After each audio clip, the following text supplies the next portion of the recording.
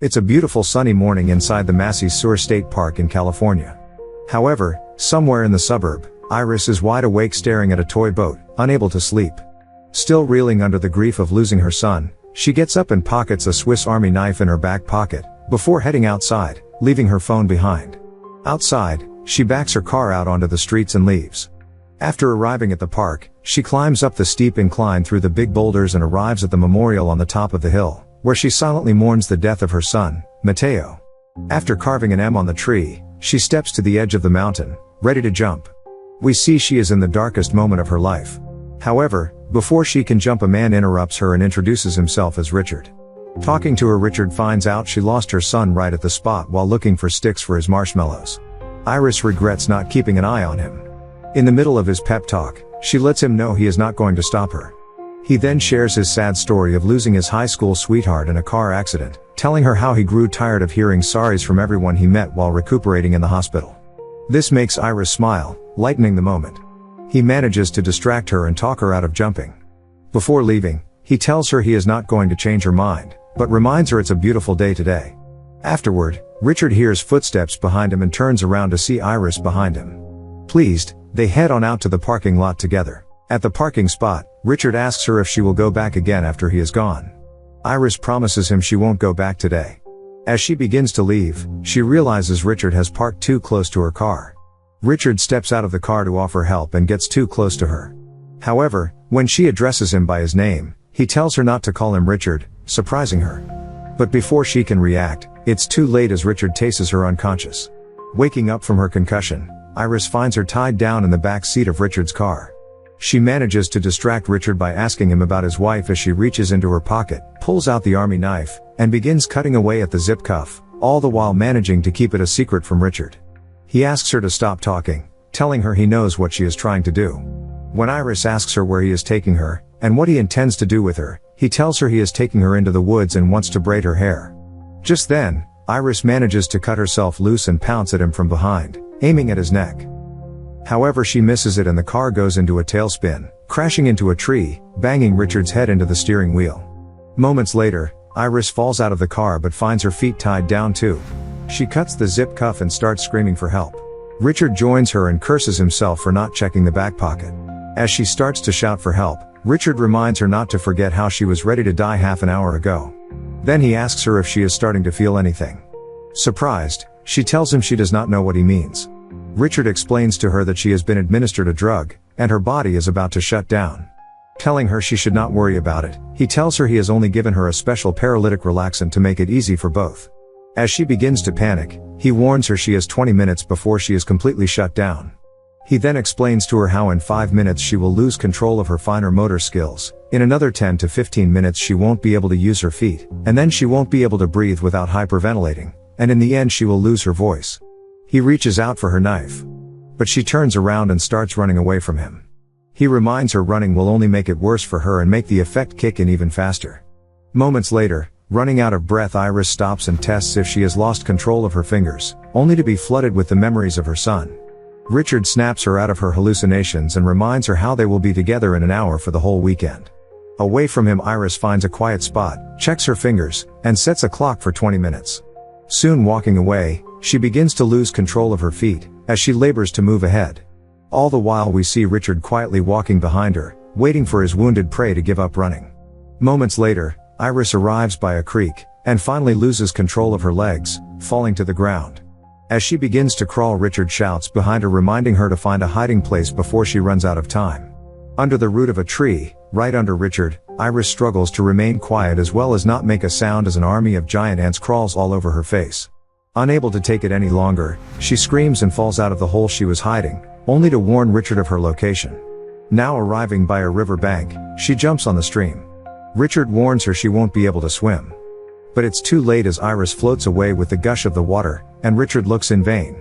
After floating through the turbulent waters for some time, Iris finally finds land and grabs hold of a flattened tree. She manages to crawl herself to the dry land and finds out she has 10 minutes before completely shutting down. Not soon thereafter, laboring herself through the fields in the middle of nowhere, she finds herself increasingly unable to breathe. Her heartbeat begins to slow down. She finally becomes comatose, lying flat on the ground, running out of time. Lying motionless on the ground struggling to see clearly, Iris hears the faint sound of a lawnmower menacingly mowing nearby. To her relief, it stops before running over and shredding her. Moments later, she finds Bill standing over as he asks a bunch of questions to check on her, making sure is not hurt. Finding out Iris can see and hear but not move, he goes inside to get help. He comes back with a wheelbarrow and takes her inside. Iris hears a knock on the door and begins to panic. Bill notices she does not want him to open the door. Bill opens the door and finds Richard outside asking for his help to find his wife. Offering to help, he asks him to wait outside. Finding Richard inside his home, Bill asks him to step outside. But Richard tells him he has lost his phone and needs his help in calling someone. Bill has finally had enough and offers to either call for help or call for police to report an intruder in his home. However, Richard begins to cry inconsolably, telling him he does not want to lose his wife and that he does not care anymore. Bill hangs up the 911 call and takes a seat, asking him to talk. As Richard tells him about his wife's psychological problems he has been dealing with, we see Iris is kept right under Richard behind the sofa. Having heard enough, Bill finds out that Richard loves her wife and will go to any length to protect her and not let anyone take her away. Telling him he has not been straight with him, Tim offers to tell him the truth. However, just then, Richard's phone beeps and Bill changes his mind. Walking away, Bill hears Richard call him by his real name and finds out he has been over his mail outside before he came in. Richard tells him he finds it strange that he keeps gardening tools inside his house, asking him to hand over his wife. Caught, Bill admits he did not tell the truth and tells him he saw his wife by the shed earlier and left her there. Not believing him, Richard asks him to hand over his phone. But Bill throws him to the wall, before calling the police reporting an intruder in the house. In the fight that follows, Richard manages to infuriate Bill enough to take a bait and stab through his feet, making him fall, before stabbing him to death. He then finds a can of gasoline in the barn and empties it all over the house to burn it down. Meanwhile, we see Iris tapping her finger on the wood. Noticing the persistent tapping sound, Richard steps forward to check it out, only to mistake it for the sound of gasoline hitting the hard floor. Disappointed not to be heard, Iris looks ahead to dead Bill lying on the floor, as Richard drops a lit matchstick and sets the house on fire before leaving. Soon the entire house is on fire and Iris begins to panic and breathe hard. She manages to grab hold of the cord to the blinds in the house and start pulling it. Sitting in the car outside, Richard notices the blinds shutting and opening. He goes inside and comes out with Iris with him. Before he drives away, he shows Iris the result of trying to escape from him. Driving to the cabin, Richard gets a call from his daughter and finds out his family is on the way to the cabin, much to his disappointment. Finding a log on his wheel, Richard flips out and almost drives off the lane and into a coming truck. He stops at a gas station and sees a fire truck blaring away to Bill's house in the distance. Sitting alone in the car, Iris thinks of asking for help but fails to move a muscle or to speak, only to see Richard come back and drive her away. Later, he goes back to get his car fixed, only to be confronted by Sheriff Dontrell, driving in to check on a reported car theft. When the officer asks him about his wife, he tells him she is drunk and unresponsive. Realizing he is in a heap of trouble driving with an expired driving license, Richard begins to panic. When the sheriff comes back, Richard tells him about his trouble with his wife, and how he has been dealing with drinking problems since the morning. The sheriff inquires about his head injury, asking him how he got it when he was not even in the car at the time of the accident. Richard fails to come up with an answer. Meanwhile, Iris manages to roll down the window and get the attention of the officer. However, she is unable to speak. When the officer demands an immediate answer, Richard tells him the truth, that she has been struggling to overcome her grief of losing her son. Just then Iris manages to pull enough strength to slur the word help. Hearing the word, the officer goes to check on her, asking Richard to not move. As he steps back, Iris guides the officer to the dashboard. Removing the jacket, he finds a needle. However, before he can move, Richard hits the officer on his head with the hook of a towing strap, killing him instantly. He goes back and stares at Iris for what she has made him do again. Before driving away, he empties the gasoline can on the police truck and sets it on fire. Back on the road, Iris tells him she knows about his family coming to meet him on the weekend, and asking him what he is going to do. She then asks him if it was right after his girlfriend died that he lost his mind. Richard has had enough of her and stops the truck, telling her he did not lose his mind but finally gained clarity after her death. He saw the truth that there was no God and that he was the God.